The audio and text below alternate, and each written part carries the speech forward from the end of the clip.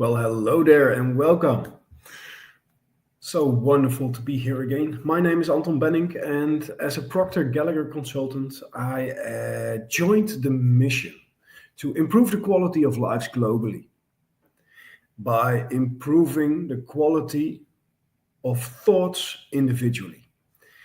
Because in the end, what we think about comes about. So the thoughts that you think are eventually going to become the results that you experience in life.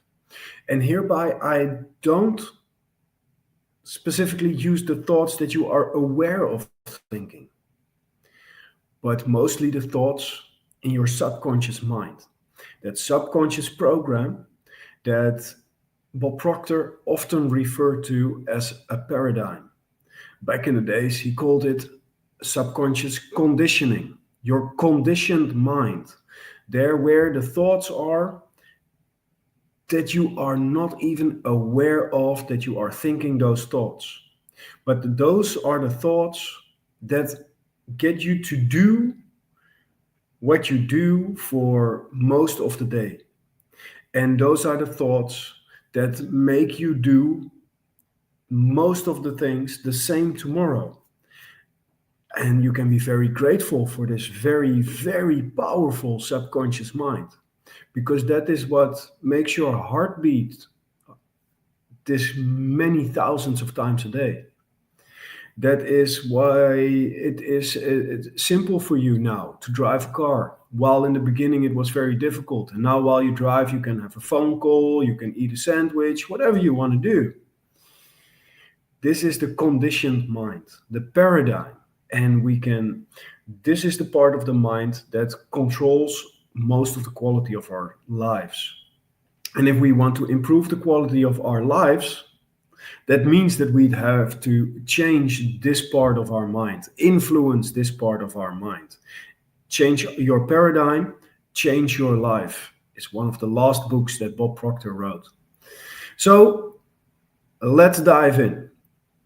If you can tell me what you want, I can show you how to get it. And I'm going today to talk about self-confidence.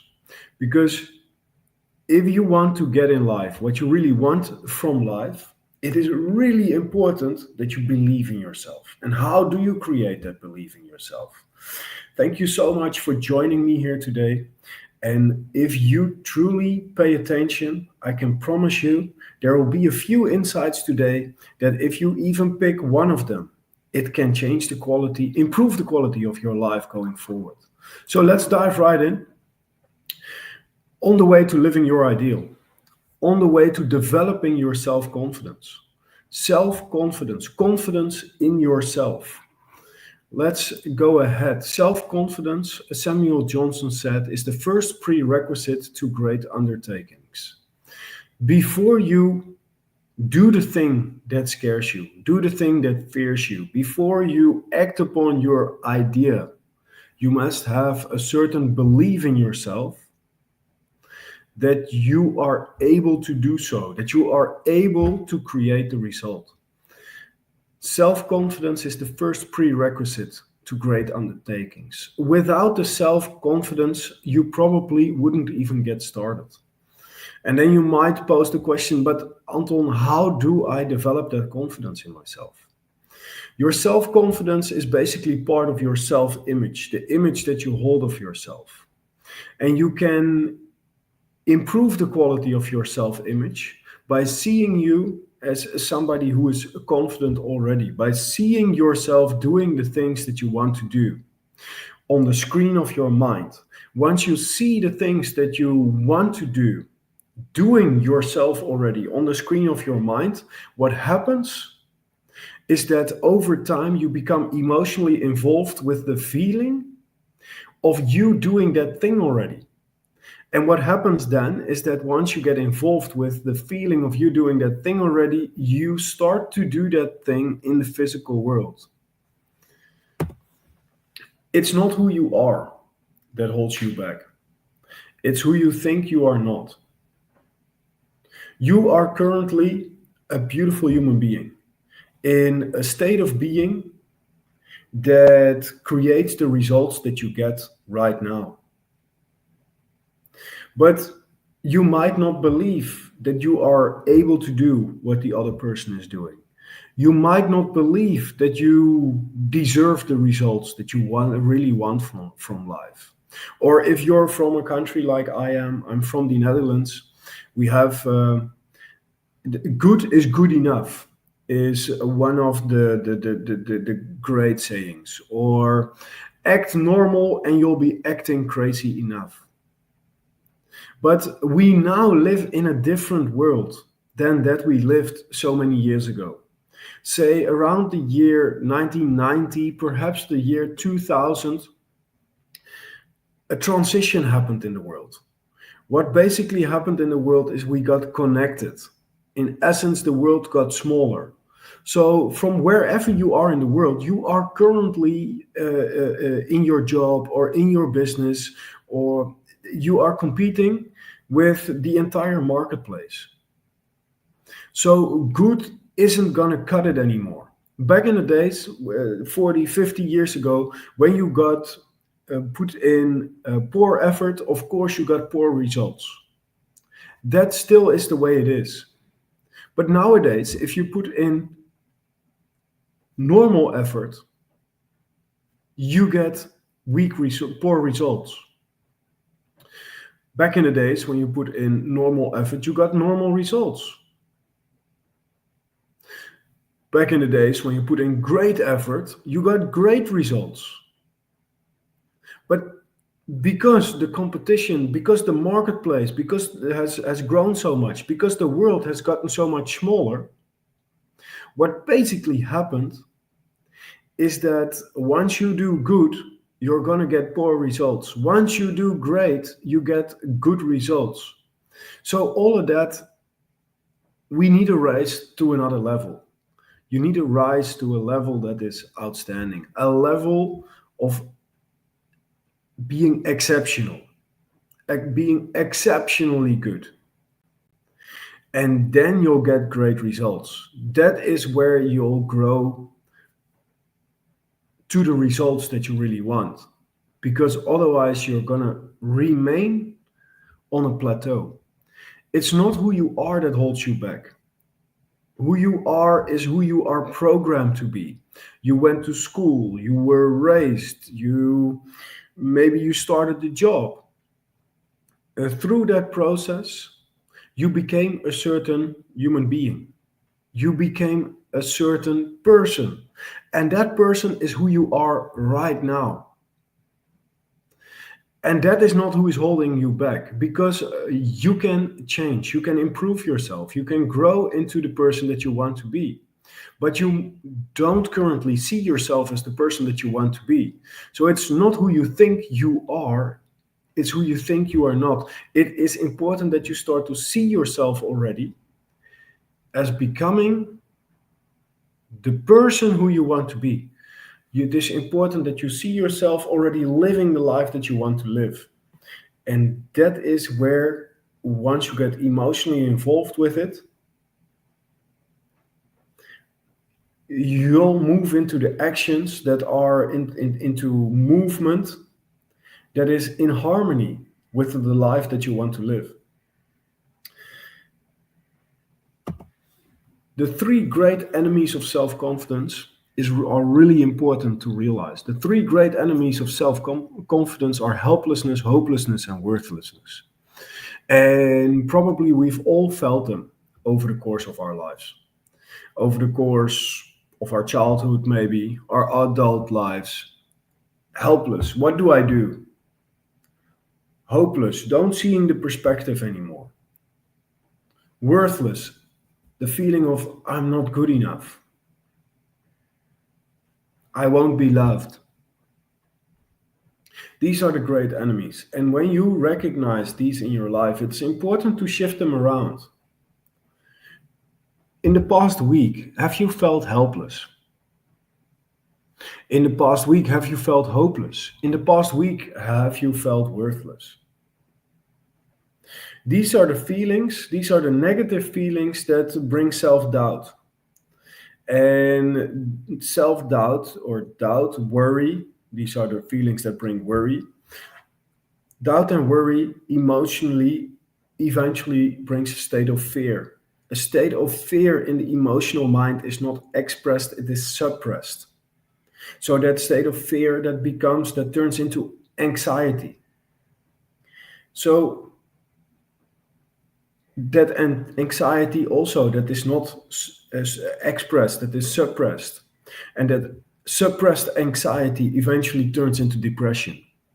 Depression, what it actually is anger turned inwards, not being happy with yourself, the opposite of being happy with yourself. And that depression that eventually brings a state of dis-ease in your body. Always hyphenate that word. It's not disease, it is a state of dis-ease in the body. And that state of dis-ease in the body eventually moves to disintegration. You get mentally, physically, emotionally ill. Your body starts to break down. You start to lack and lose the energy to live life with the zest of life that you really want to live life with.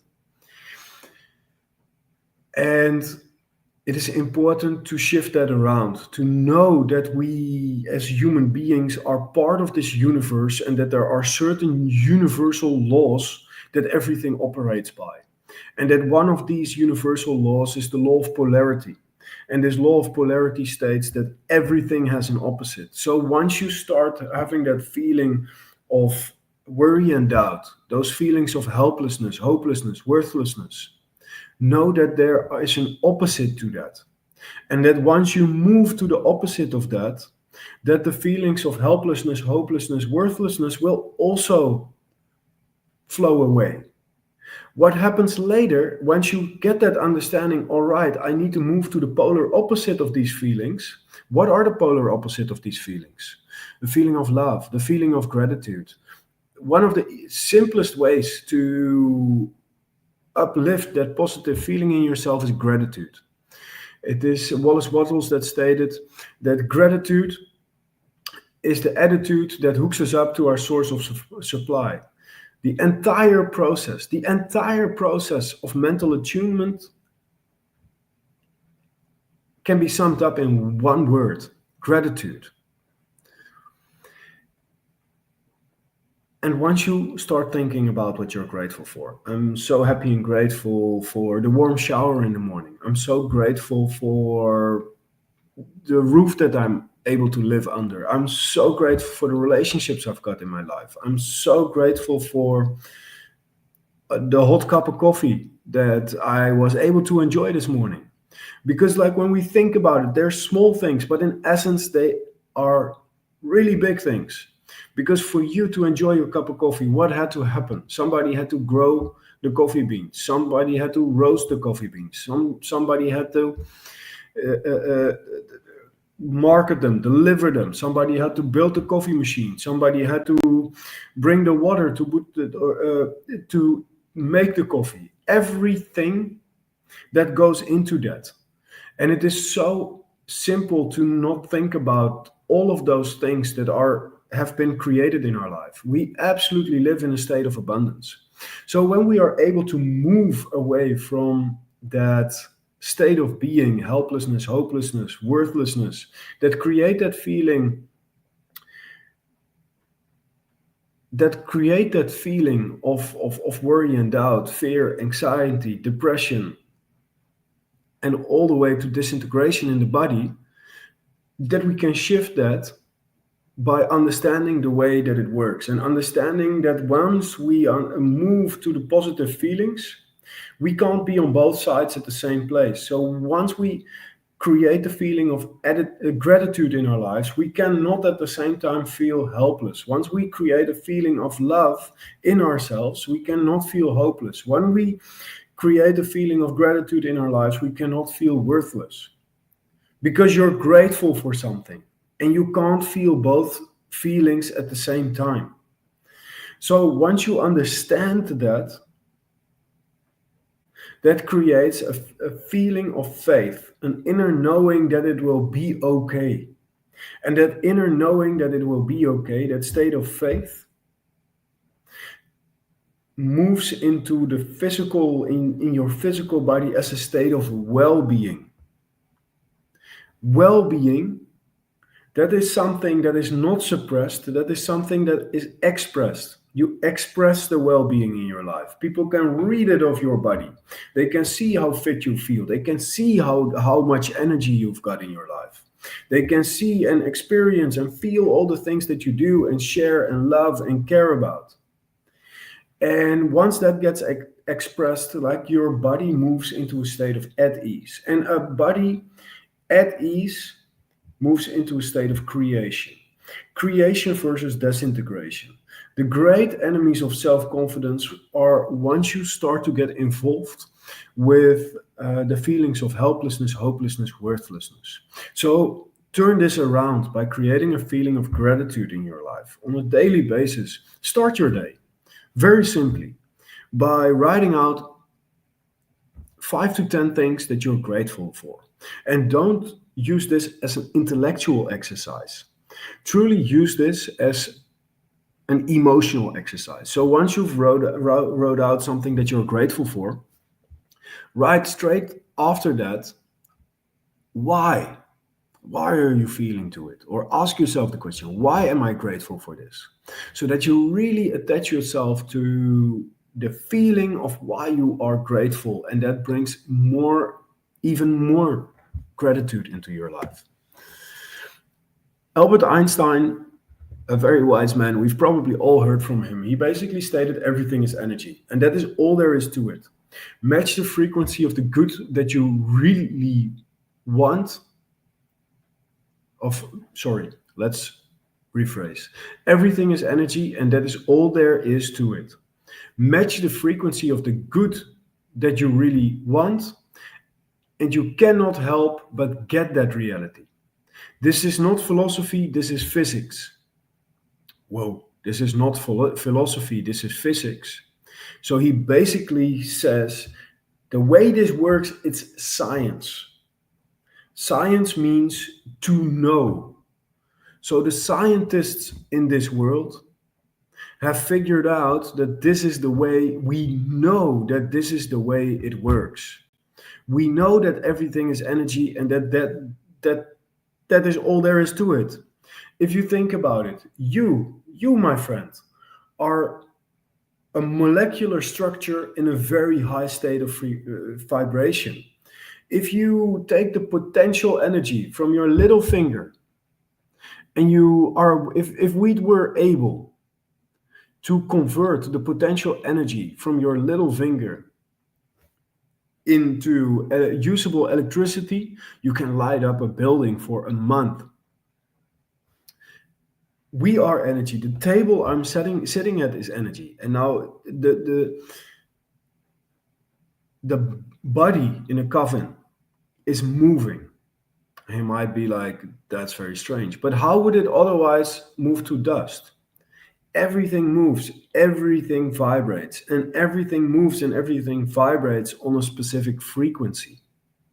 So match the frequency of the good that you desire, and you cannot help but get that reality.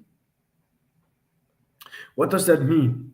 That means, let's take an example of a piano and maybe a little statue or something that you've got in the living room. When you press a certain key on the piano starts making sound, and that sound might make that little statue in your living room vibrate and move and vibrate and make the sound as well.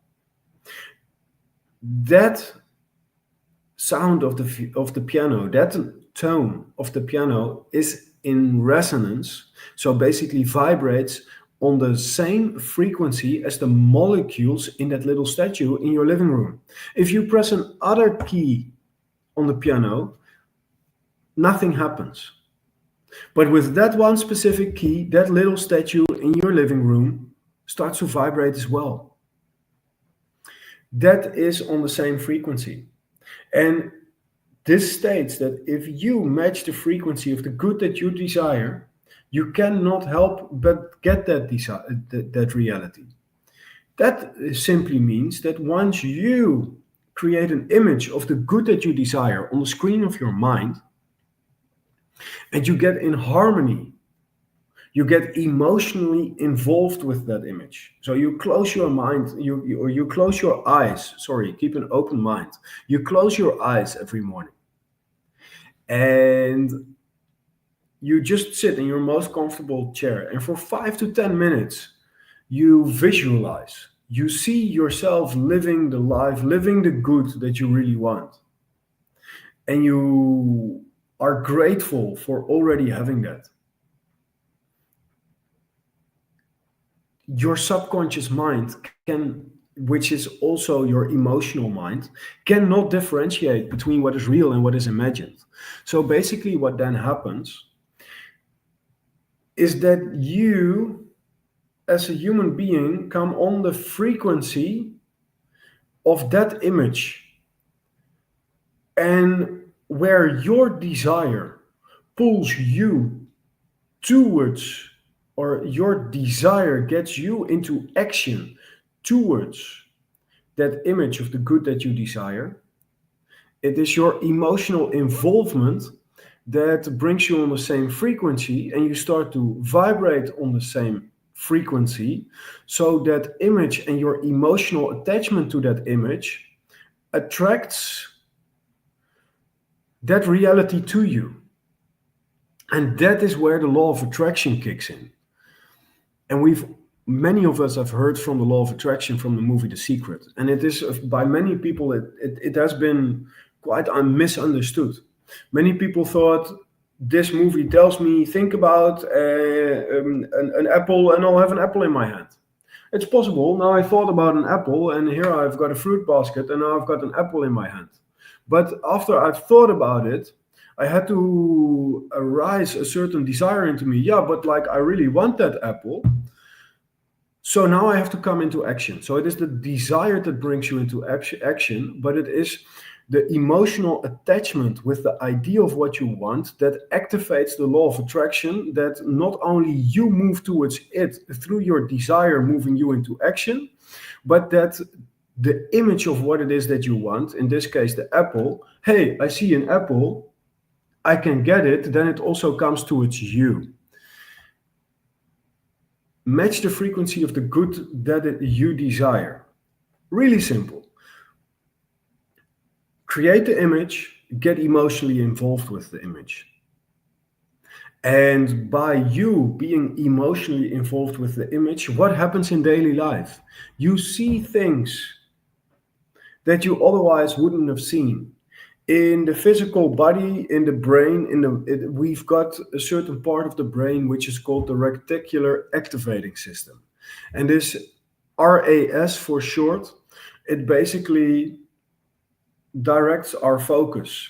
Like, we cannot focus on everything at the same time. There's too many different things happening in our lives, all that we see, all that we hear. We cannot interpret everything.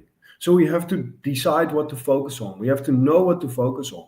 And by creating that image of the good that you desire and having it continuously on the screen of your mind, what happens is that that is where your focus is. So through that focus, you start to see things in your life that you otherwise would not have seen.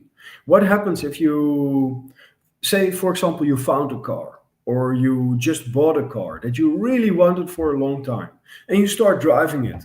And all of a sudden, what happens is that you see that car all over the road. You see it everywhere. That is the reticular activating system. You see what you are looking for. Search and you shall find. I was recently sitting next to somebody at an event, and she was crew at this event, while she wasn't really involved, or like hasn't never been to an event like that before. And then, how do you become crew? She was like, well, I just asked. She created an image. This is what I want. And based upon what she wants, she took action. She asked. And because then there is a certain company that is like, yes, we want to work with people that want to work with us, the reality was there that she was there. Match the frequency of the good that you really want, and you cannot help but get that reality. This is not philosophy, this is physics. Use this science in your life and use it to really start to create the life of your dreams, the life that you really want to live. So many of us settle. So many of us settle for less than that we are capable of being. Settle for less, doing less than we're capable of doing. We only have one life, just one. Why aren't we running like we're on fire towards our wildest goals? It's about how you want to live.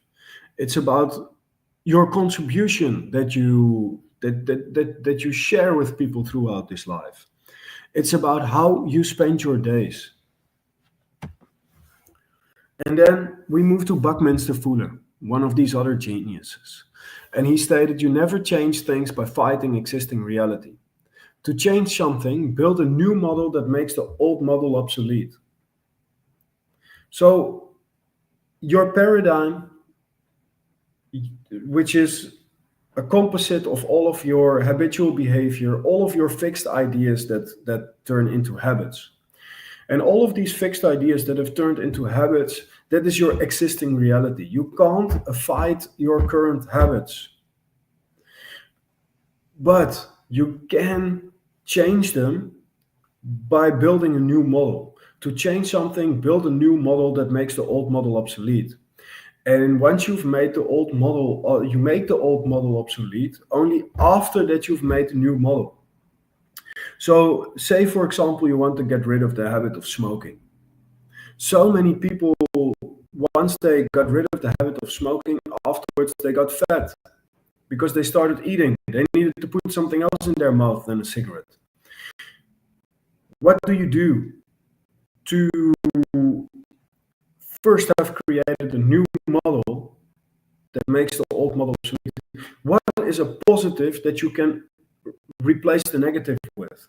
If you want to get rid of a negative in your life, first think of the positive to put into it. Otherwise, there's a vacuum. And that is based upon one of these other natural laws of this universe, the law of vacuum prosperity. If there's a vacuum, something that used to be there and it's not there anymore, something similar will come into place. So if you have not a negative habit, another negative habit will come back into your life. So say we use the example of smoking. What is a possible positive habit to put in place of that? Say, for example, everything, like back in the days, it was what happens, your body got programmed that it liked that smoke, but what do you do to smoke? You take a deep breath in. What if you can train yourself then to create a certain breathwork exercise? So you can still have the time that you would normally light up a cigarette, you have a breathing exercise that more energy and makes you feel better versus what it used to be in the past, something that over time was slowly killing you. You never change things by fighting existing reality. So you don't just stop smoking and don't expect anything to come in the place of smoking. Or stop drinking and don't expect anything to come in the place of drinking. Or stop shopping uselessly and anything going into the place of that. Or stop getting up late and not having a good morning ritual to put in the place where you normally went in, normally wouldn't be awake yet. You have to build the model. And the best way to build a model is to nowadays. But it is important that you make a new model that makes the old model obsolete. And then a quote from Robert Heinlein. In the absence of clearly defined goals, goals, we become strangely loyal to performing daily trivia until we become enslaved by it. Like I've said before, if you don't have a goal, you are lost. Think about it. Once you drive, say you have your car in the driveway, you get in your car, but you don't know where you're going. You're lost. For a holiday, it can be nice to drive around a little bit without knowing where you're going, but not in your life. You only live once. So you want to know where you're going in life. You want to know what's important to you. What is it that you love to spend your time doing, and create a way to live in a way where you can do the things and be with the people that you love to love the most. So create a goal out of that. Have you ever realized, I have realized it throughout the course of my life, that um, once you don't have a clear goal, you just do stuff. And literally look in the most companies in this world. Most people in business, most people in certain positions in jobs, most even like high level executive, they just go from things that like were scheduled for them, or just do things instead of consciously doing those things that move them towards the results of their goals. I heard a story about Steve Jobs. Steve Jobs, you can say a lot of this man, but like he created a really great company throughout the course of his life. Two, actually. And at a certain point in his career, he was working in Pixar, and they needed him back at Apple because they were like, Apple isn't going to survive. We need Steve back. So eventually, like when you end up being the CEO of two publicly held companies, like so many different things pull on you.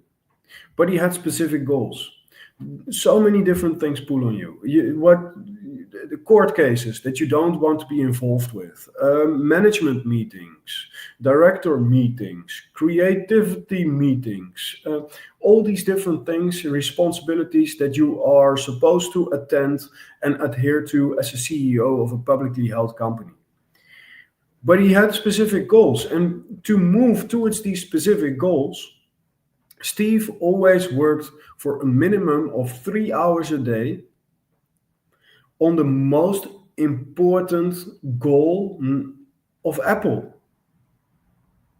He had a very clearly defined goals, but without them, people end up just doing stuff, random stuff, instead of doing the things that actually propel them forward in life, propel them forward in business, propel them towards living the ideal, living the worthy ideal that they dreamt of living. And if you start to program yourself by having a certain goal, moving towards it, and doing that on a consistent basis, you can live your ideal. You can live the life you've in the past only were able to dream about. So, in the absence of clearly defined goals, we become strangely loyal to performing daily trivia until we become enslaved by it. Eventually, you become enslaved by doing the random things because yesterday you've been doing, you just did some things, and tomorrow you will do as well. And if you've done so the past 50 yesterdays, you're just programmed to go out and do some things which end up being random things. But you'd end up becoming enslaved by doing the random things. And that is something you can prevent by setting the right, strong kind of goals for yourself. And last but not least, I want to ask you the question, what is it that you really want? At the Proctor Gallagher Institute, and before that, the mentors from Bob were able to say it as well. If you can tell us what you want, we can show you how to get it. How do you identify what it is that you really want and turn that want into physical reality? That is a certain process. And throughout the past years, I've experienced this process. I've lived this process. I've created results through this process. And I would love to tell you more about it. So if you want to know more about how we help people to get anything they want, if you can figure it out what it is that you want, or want help identifying what it is that you really want, please click on the link in the comments below or in the text below. And I would love to either have a chat with you or see you in one of my masterclasses. Think about it. What is it that you really want out of life? A lot of people say, I don't know what I want. And in essence, I don't really believe that. I believe you do know what you really want. Only you might have given up on it in the past. So ask yourself that question, write it out, and write it out in the present tense. And then attend one of the masterclasses through the link below. And I would love to see you there. Have a great week. Work on your self-confidence and see yourself living the life that you already want.